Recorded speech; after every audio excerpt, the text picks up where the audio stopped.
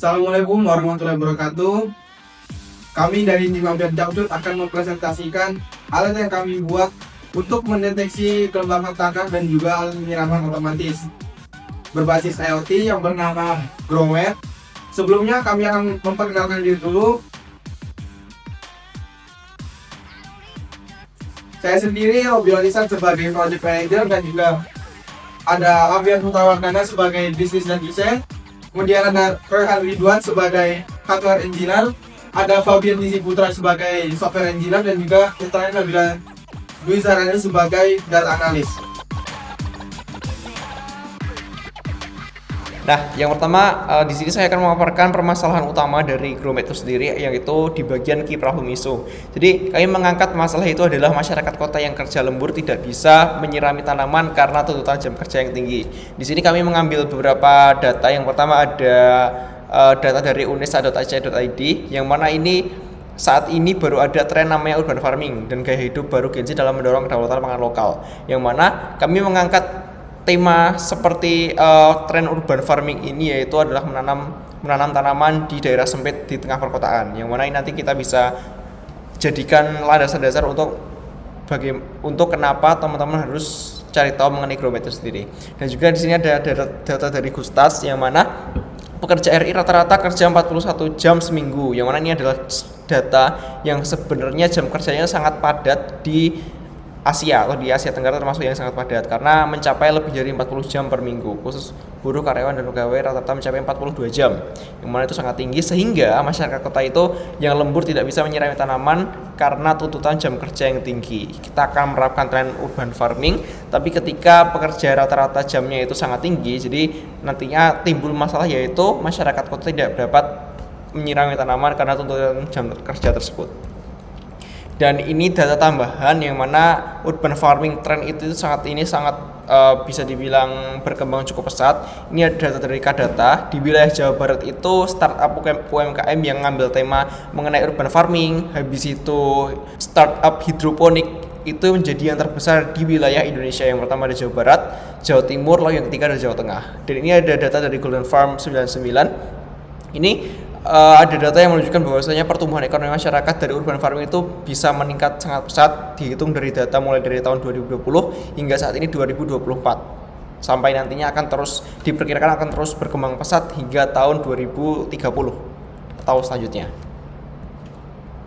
Dan di sini kami merumuskan sebuah produk dari beberapa permasalahan tersebut, problem versus produk. Masyarakat kota yang kerja lembur tidak bisa menyirami tanaman karena jam kerja yang tinggi. Kami rumuskan jadi satu solusi, yaitu adalah Growmet, sistem monitoring dan penyiraman tanaman otomatis berbasis IoT terintegrasi dengan notifikasi. Jadi nanti sistemnya adalah tanamannya saat kekurangan air itu bisa dibaca oleh sensor, lalu datanya muncul di LCD juga di Telegram. Ya, nantinya otomatis pompa akan bekerja sendirinya untuk mengeluarkan air.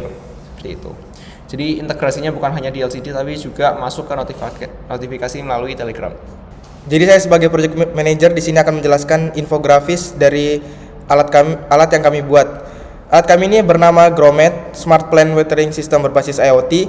Latar belakang kenapa kami membuat alat ini adalah kesibukan masyarakat perkotaan itu sering membuat tanaman lupa disiram dan menjadi tidak terawat. Growmet ini mengatasi masalah melalui sistem penyiraman tanaman otomatis berbasis IoT yang bekerja sesuai kondisi tanahnya.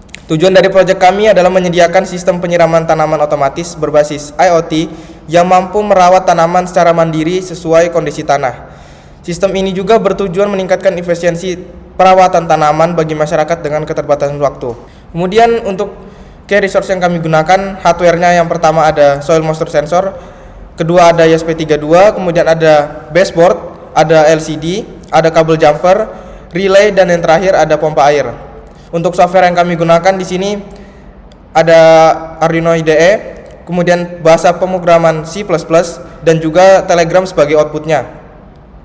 Untuk cara kerja dari alat kami ini, yang pertama, ketika tanaman kekurangan air, maka nanti akan dibaca oleh sensornya dan data akan muncul di LCD dan juga Telegram, kemudian pompa air akan bekerja. Hasil dari alat kami atau outputnya yang pertama itu tanaman mendapat air sesuai kebutuhannya, dapat dipantau jarak jauh secara real time, sistem dapat bekerja selama 24 jam, dan juga penggunaan air yang lebih efisien. Dan ini adalah hasil rancangan dari alat kami. Kemudian yang terakhir, alat kami ini cocok untuk kawasan urban farming dan juga home farming.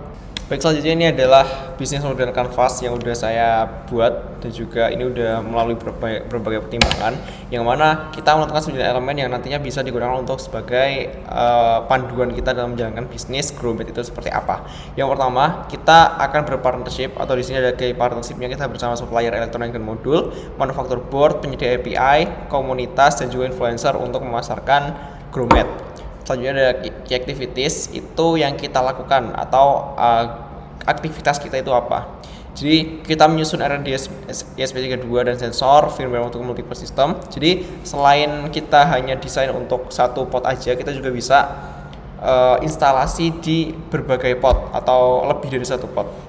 Pengembangan dashboard, produksi and quality control, marketing digital, and customer support and firmware maintenance. Selanjutnya di segi value proposition ini kita ada automatic watering system yang mana menjadi value proporsinya kita yang utama atau nilai jualnya kita yang utama. Selanjutnya kita juga ada real time monitoring multipot yang nantinya bisa kita hubungkan Growmed ini dihubungkan dengan aplikasi Telegram juga LCD untuk menampilkan data. Jadi datanya bisa tersalurkan secara real time.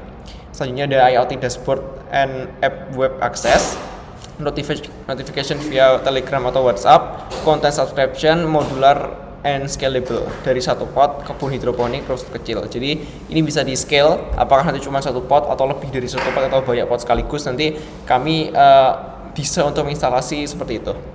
Ini ada customer relationship atau bagaimana kita menjalin hubungan dengan para customer. Yang pertama, kita menjalin hubungan dengan urban farmer atau startup hidroponik dan juga mahasiswa dan profesional kita, karena kita tadi menentukan bahwasanya target market utama kita itu adalah orang-orang kota yang sibuk di dunia luar tanpa ngurusin tanamannya. Jadi Growmed ini ada untuk membantu teman-teman yang sibuk di perkotaan.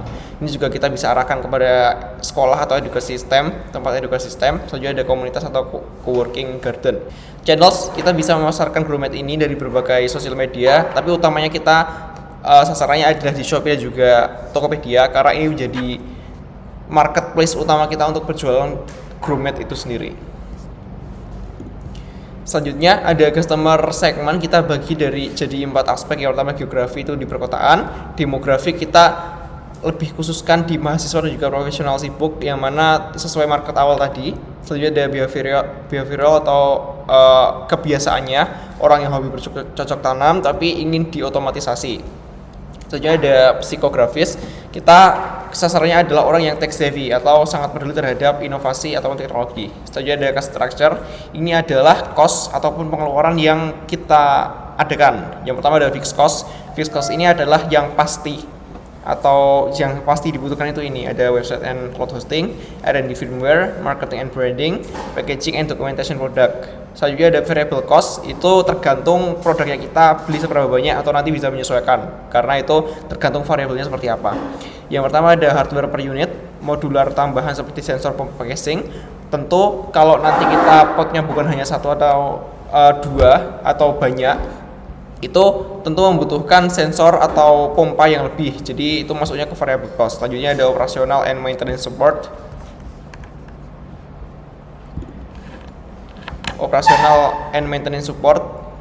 Dan selanjutnya di bagian revenue stream ini bagaimana kita dapat mendapatkan uang. Yang pertama kita tentu fokus ke penjualan unit hardware, fokus ke penjualan Growmed itu sendiri. Yang selanjutnya ada subscription bulanan atau tahunan yang mana kita niatnya bukan hanya membentuk satu tim atau kita bukan hanya jual putus, tapi kita juga mau membangun hubungan dengan customer. Bagaimana nantinya customer itu bisa konsultasi ke kita dan juga kita adakan sebuah lingkungan atau ekosistem yang bisa memberikan informasi terkait pengadaan, misalnya contoh tadi seperti sistem urban farming ataupun cloud garden. Jadi subscription bulanan. Ini ada starter kit kita juga atau bundle, kita juga bukan hanya jual satu barang tapi juga nanti kita bisa paketin per bundle pack. Jadi ada B2B, kita selain jual ke B2C ataupun langsung customer, kita juga fokus ke business to business. Jadi ketika ada institusi ataupun sebuah instansi yang ingin beli Growmed ini, kita bisa layani dengan harga tertentu, dengan package tertentu untuk penjualan B2B. Ini ada add-on atau expansion module, ini tergantung bagaimana nanti customernya mau request seperti apa terkait Growmed ini seperti apa gitu. Dan di samping ini sebenarnya ada lebih lengkapnya informasi mengenai Grommet yang mana nanti kita bisa cari tahu untuk Grommet ini nanti lebih lengkapnya seperti apa. Ini bisa di-scan di bagian sini. Oke, sekarang kita masuk ke bagian hardware. Untuk hardware di sini kita menggunakan beberapa alat, yaitu yang pertama adalah sensor soil moisturize. Gunanya apa? Jadi sensor soil moisturize ini adalah mengukur tingkat kandungan air di dalam tanah. Sensor ini memberikan data analog atau digital yang mempresentasikan kondisi tanah apakah dalam keadaan kering, lembab, atau basah. Nah, di sensor ini sendiri mempunyai 3 pin, yaitu pin VCC, pin ground, dan juga pin analog output. Kemudian kita menggunakan ESP32 sebagai pusat kendali utama dalam sistem Grommet.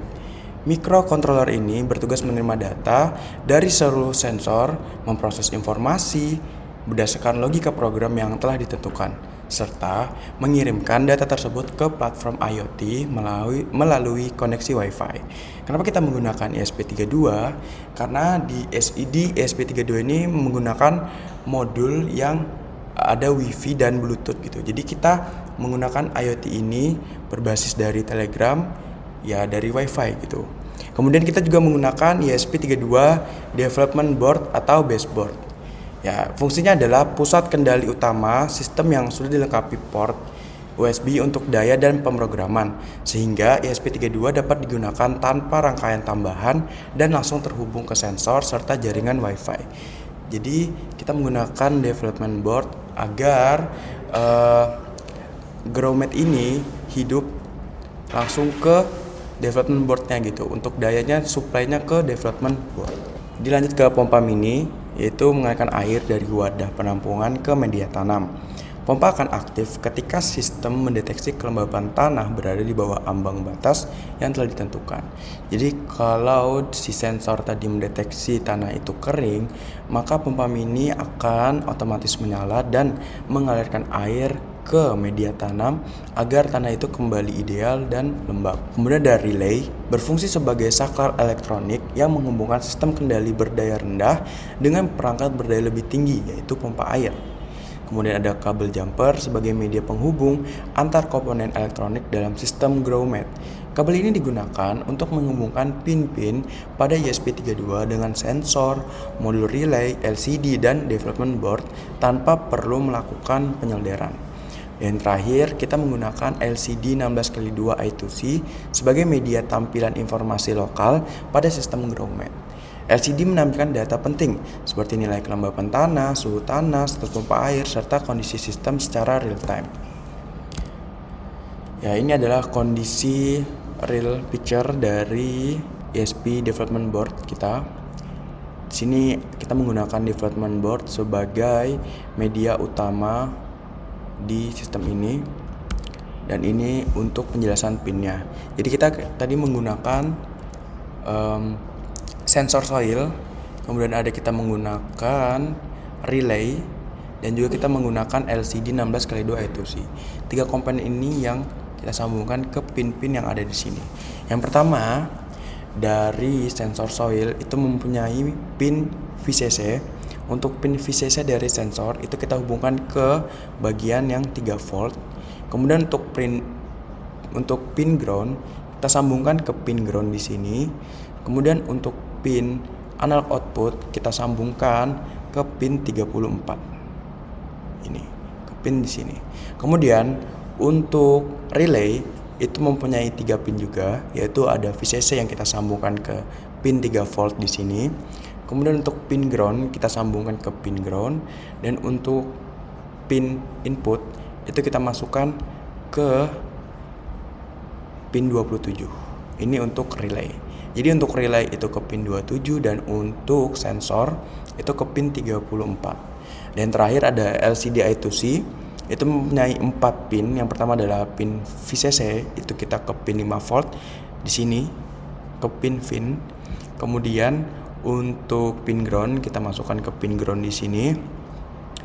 Kemudian untuk pin SDA atau serial data itu kita masukkan ke pin D21 di bagian sini, dan untuk pin SCL atau serial clock kita masukkan ke pin D22. Itu untuk penyambungan pin-pin dari komponen-komponen seperti sensor, kemudian relay, dan juga LCD I2C. Baik, di sini saya akan menjelaskan software yang kita gunakan dalam project GrowMath Innovation ini. Yang pertama adalah kita menggunakan aplikasi Arduino IDE, lalu menggunakan bahasa pemrograman C. Lalu yang ketiga adalah menggunakan aplikasi Telegram. Di sini perlu diinstal library di Arduino IDE-nya.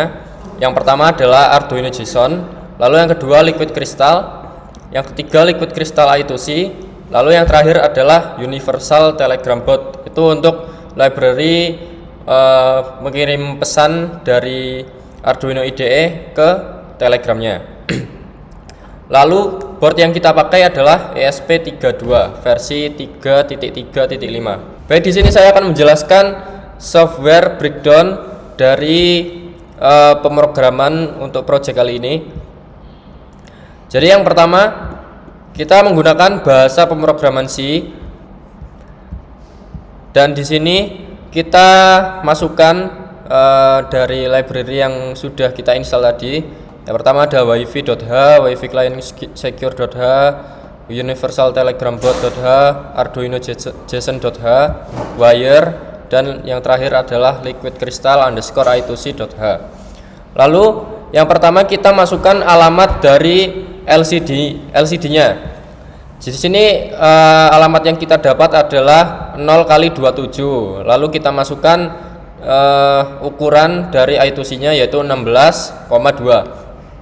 Lalu untuk WiFi kita gunakan conchar SSID untuk username WiFi-nya, lalu password untuk password dari WiFi-nya supaya bisa terhubung antara program dengan WiFi yang digunakan.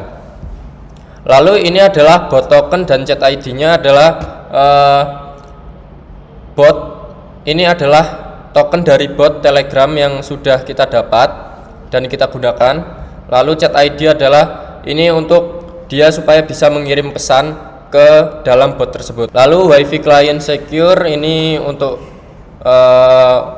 mengkoneksikan WiFi ke Telegram botnya. Di sini kita masukkan pin yang kita gunakan. Yang pertama adalah pin sensor yang kita pasangkan ke pin 34. Lalu relay pin yang kita pasangkan ke pin 27. Lalu kita masukkan variabel integer nilai kering itu 3300, lalu integer nilai basah itu 1500. Nah, ini sebelumnya sudah dikalibrasi dan nilai sensornya didapat di nilai keringnya di angka 3300-an dan nilai basahnya di 1500-an. Lalu kita masukkan fungsi integer batas kering persen dan batas basah persen.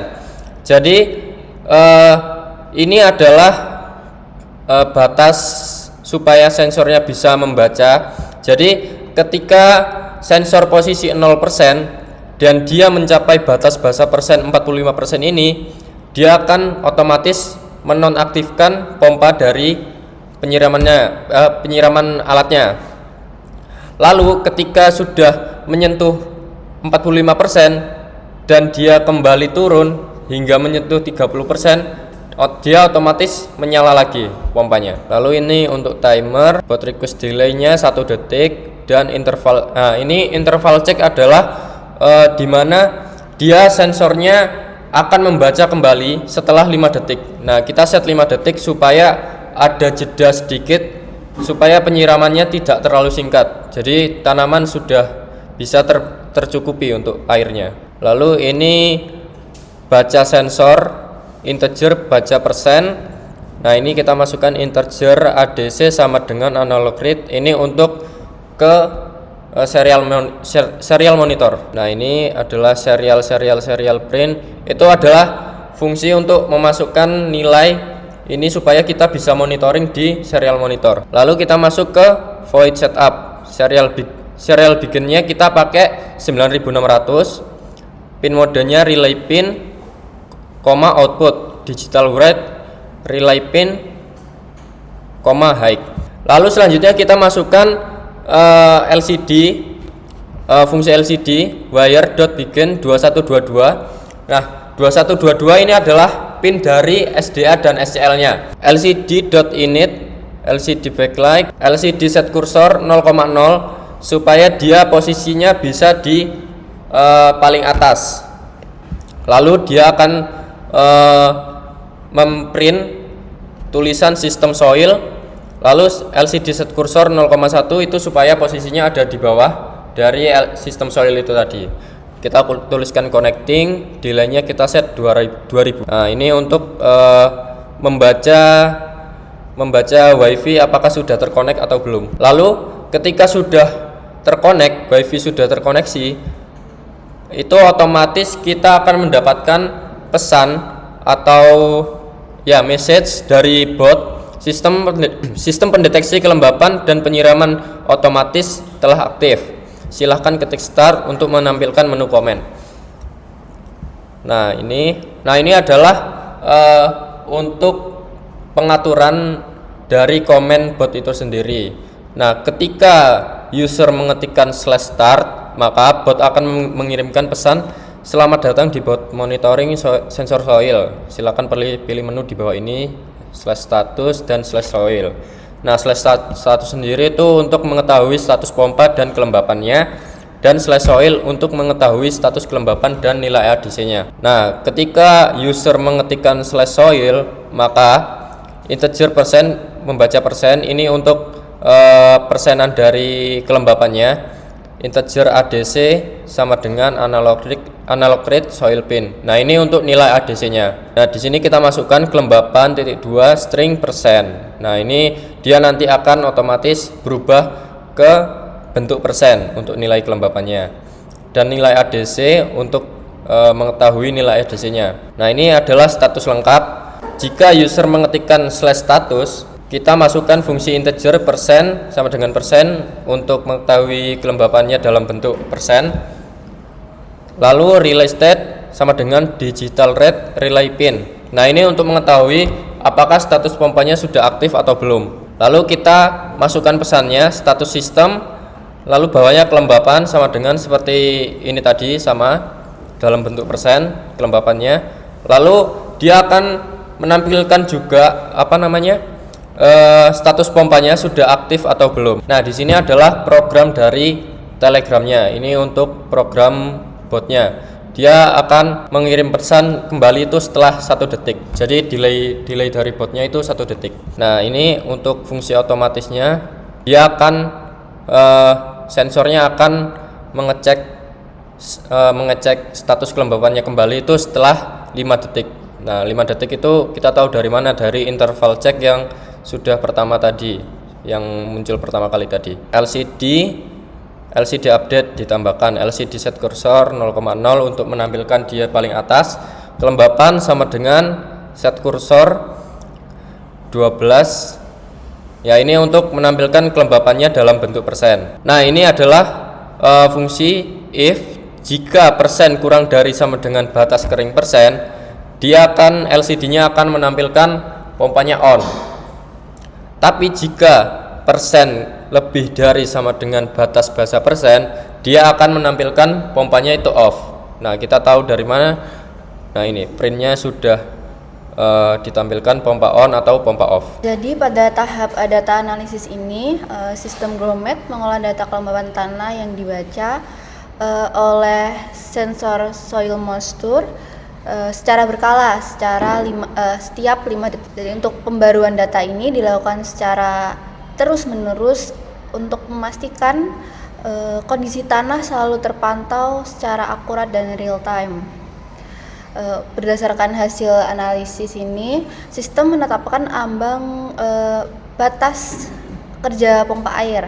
Ketika persentase kelembapan tanah turun hingga 30%, maka sistem akan mendeteksi kondisi tanah kering sehingga pompa air menyala secara otomatis dan status pompa akan menjadi on. Lalu pompa akan terus on bekerja hingga kelembapan tanah meningkat dan mencapai 45%, yang menandakan bahwa kondisi tanah tersebut sudah cukup lembab sehingga pompa air akan otomatis mati dan status berubah menjadi off. Jadi untuk sebagai outputnya, hasil pembacaan persentase kelembapan tanah ditampilkan melalui telegram dan juga hardware dengan pembaruan data setiap 5 detik dalam sistem analisis ini.